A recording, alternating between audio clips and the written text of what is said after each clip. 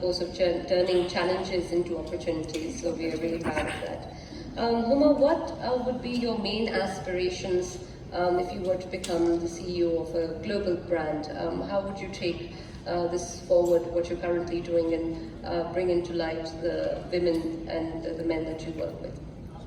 I would like to actually endorse what Hina said about inclusion. I think this is the future of any corporate organization, that inclusivity must be an important thing in every organization. There must be a certain percentage of inclusivity to be given to organizations. Like, for instance, in my organization, we do have a lot of, I'm working with the refugees. Over and above, we also have deaf people that are working in our organization. In fact, 2 master trainers are both deaf. So, this is something very special that we have to our heart. We keep to our hearts. And most importantly, the group that, the refugees that we have, 2 of them are autistic, and I really am very happy to have them in my group, and I think I'm lucky that I am a part of them, and that they all are working together to achieve this objective of sustainability and to be independent and to be on their own. So what I would like to tell the governments, the organizations, is that inclusivity is something they need to really ponder upon. They should be quotas. I think for every organization on every level, be it governmental or be it private, that there should be inclusive communities as a part of every organization. So this is, I think, the future of anybody, like any company. So right, and that's this needs to be taken forward. Absolutely.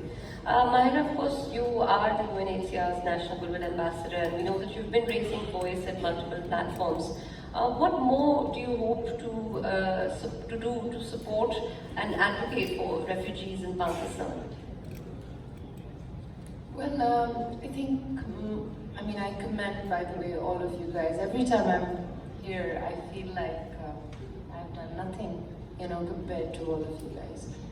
But I think the most important thing that I have been given is my platform, my voice.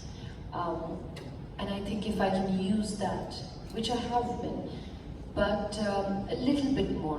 We do a lot of things. We try to understand how is it, because there are a lot of misconceptions, as all of you mentioned, that the first and foremost thing is not to think of refugee as a refugee. That who is this person? No, it's just another human being. And fortunately for you, you are not that. You're lucky that you're not a refugee. There are a lot of misconceptions that generally people have about refugees. And again, they're not to be blamed because they have not been educated about it.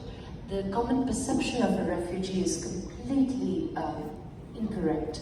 I remember speaking to my mother about it, and my mother had a misconception to a slight degree. There are a lot of people, and God, I hope my mother doesn't see it, but because now it's just, it's easy for me to say my mother, but a lot of people, even my friends, there's this common perception that, people who come from another country and they come in, they actually are not good for us because there is a piece of a pie, that is our country, and why should anyone else eat off that? Right.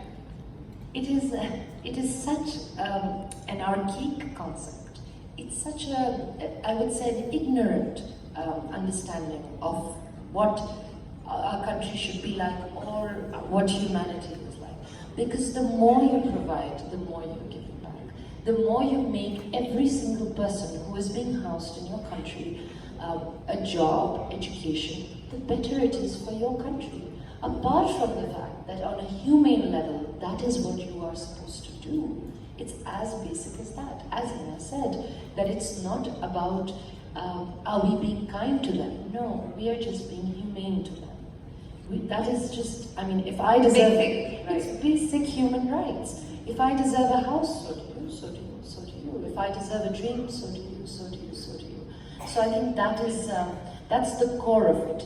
My responsibility is that I need to talk about it as much as I can, because I've got more ears listening to me. I've got more eyes watching me. So we make all these videos, we try to, bring it up. Hopefully one day we can have dramas and films which are based on refugees. I think that would be an amazing thing. But yes, that's what I plan to do, that's what I have been doing, and hopefully I'll continue to do that. Right, and like you said, of course, these concepts that are misunderstood are so common, it's surprising. You find it in people that you don't really expect to find it in. Absolutely, yes. And that's, again, I think it is the lack of awareness. Right. And it is the lack of human contact. That is something that I really feel. I mean, if I could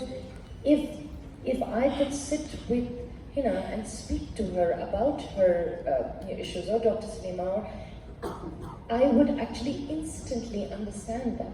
But because I don't have a story, because I don't hear them on television enough or read about them, how will I ever connect? Right. So this is basic. This is basic, and I hope that we can all sort of make a change in this perception.